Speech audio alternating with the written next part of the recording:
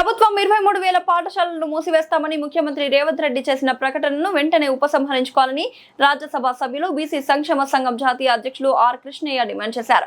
హైదరాబాద్ బషీర్బాగ్ లో బీసీ యోజన సంఘం నాయకులు జిల్లాపల్లి అంచి మోడీ రామ్దేవ్ ఆధ్వర్యంలో ఏర్పాటు చేసిన మీడియా సమావేశంలో ఆర్ కృష్ణయ్య మాట్లాడుతూ, ఒకవైపు ఢిల్లీలో ప్రధానమంత్రిని కలిసిన సందర్భంగా ముఖ్యమంత్రి రేవంత్ రెడ్డి విద్యా ద్వారానే సమాజం అభివృద్ధి చెందుతుందని ప్రకటనలు జారీ చేసి ఇక్కడికి వచ్చి ఏకంగా 23,000 పాఠశాలలు మూసివేస్తామని ప్రకటించడం ఒక వింత.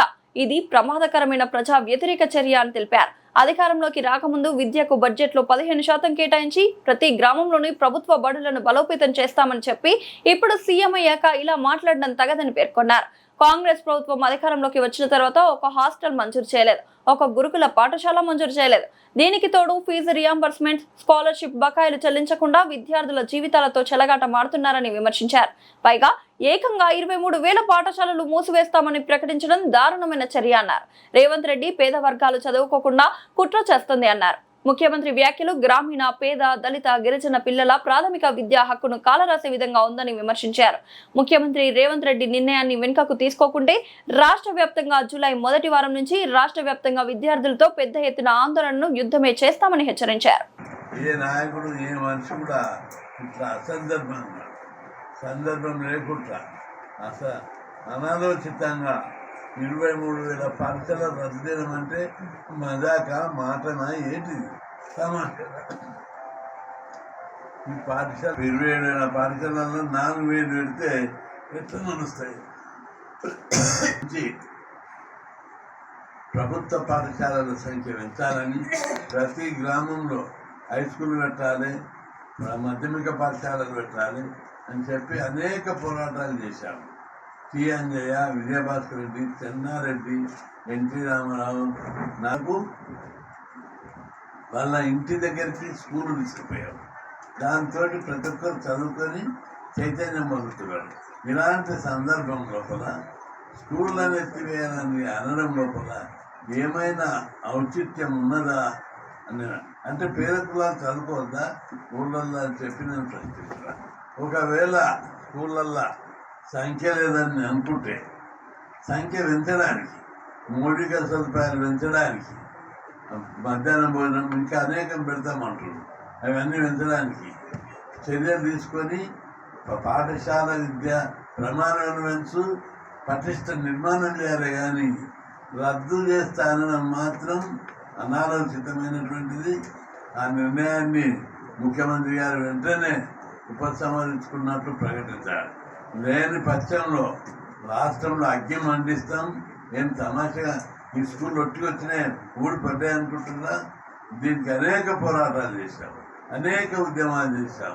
చేస్తే ఈ స్కూల్ వస్తాయి. వీటిని ముఖ్యమంత్రి కాంగ్రెస్ పార్టీ అధికారంలోకి వచ్చినాక రాష్ట్రంలో విద్యారంగానికి ఒక బీసీ గురుకులాలు, ఎస్సీ గురుకులాలు వచ్చినాయి. ఒక యూనివర్సిటీ పత్రం ఉందా? ఇది చాలా దుర్మార్గమైన, అనాలోచితమైనటువంటి నిర్ణయం. దీన్ని వెంటనే ఉపసంహరించుకోవాలి. లేకపోతే రాష్ట్రంలో ఏ ఒక్కరు కూడా ఈ స్టేట్మెంట్ను చూసి మద్దతు ఇస్తలేరు, జీర్ణించుకుంటలేరు. చివరకు రేవంత్ రెడ్డి గారి మద్దతుదారులు కూడా వ్యతిరేకిస్తున్నారు. మా సీఎం అనలేదు ఇట్లా, ఇంత ఇంత ఇర్రెస్పాన్సిబుల్గా ఆయన అంటారా? 27,000 నుంచి 4,000 తగ్గించి 23,000 స్కూళ్ళను రద్దు ఎట్లా చేస్తాడమ్మా? స్కూళ్ళే దొరకకుండా ఉంటాయి, టీచర్ల అపాయింట్మెంట్ ఉండదు. ఈ విధంగా విద్యా వ్యవస్థ అస్తవ్యస్తమవుతుంది. విద్యా హక్కు చట్టాన్ని పరిగణలోకి తీసుకోకుండా బెనిఫిట్ చేసే విధంగా స్కూళ్ళు మూసేస్తే వీళ్ళందరూ ఎక్కడ వారు నారాయణ స్కూల్, శ్రీ చైతన్య వస్తారు, అన్నింటి కథం పెట్టాలని చూడడానికి విద్యామంత్రిని పెట్టకుండా ఆ విద్యారంగాన్ని పూర్తిగా నిర్వీర్యం చేస్తూ ఉపసంహరించుకోకపోతే తప్పనిసరిగా జూలై 1 నుంచి ఒక్క మంత్రి తిరగద్దు, ఒక కాంగ్రెస్ నాయకుడు తిరగద్దు. కాంగ్రెస్ నాయకుడు కూడా నేను విజ్ఞప్తి చేస్తున్నా, మీరు ముఖ్యమంత్రి మీద ఒత్తిడి చేయండి. ఇది ప్రజల్లో తీవ్ర నిరసన. ఏంటిది? ముఖ్యమంత్రి ఎందుకు అంటుండి ఇట్లా? ఏం పట్టింది? ఎందువల్ల అనాల్సి వచ్చింది? రాష్ట్ర అధ్యక్షుడిని ఈరోజు కృష్ణన్న గారి ఆధ్వర్యంలో అన్ని బీసీ సమావేశం ఏర్పాటు చేయడం జరిగింది. ముఖ్యంగా ఈ రాష్ట్ర ప్రభుత్వం బీసీ విద్యార్థుల పైన బీసీల వ్యతిరేక వైఖరి అవలంబిస్తుందని చెప్పి తేటతెల్లమైతా ఉంది. ఎందుకంటే అధికారం రావడం కోసమేమో బీసీలు ఓట్లు కావాలని కామారెడ్డి డిక్లరేషన్లో ఎన్నో హామీలు ఇచ్చింది.